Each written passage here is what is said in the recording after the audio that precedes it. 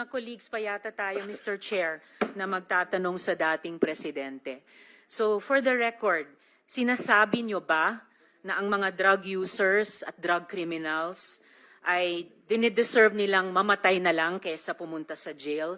O para i-paraphrase ko si Patricia Evangelista, do some people need killing, Mr. Duterte? Ma'am, presidente ako. Nagagastos ako sa gobyerno. Kung yung pera na ipapakain ko dyan sa preso, ibigay ko na lang doon sa mga tao dyan sa walang bigat. So, mas okay Walang pong trabaho. patayin sila kaysa ipreso Wala mo sila? pakialam dyan sa kriminal, ma'am. So, thank you for Akong making that of record. pakialam sa kriminal kung saan silang impernong gusto nilang pumunta. Well, Mr. Chair, for the record, You make your own history in this planet. yes, Mr. Yun Chair. ang gusto nilang mangyari.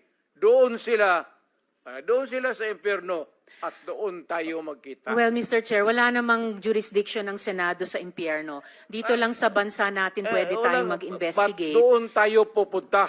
Well, wala po akong ambisyon pumuntang impyerno pa. Pero Mr. Chair, ang hirain punto kita, lang ma'am. nito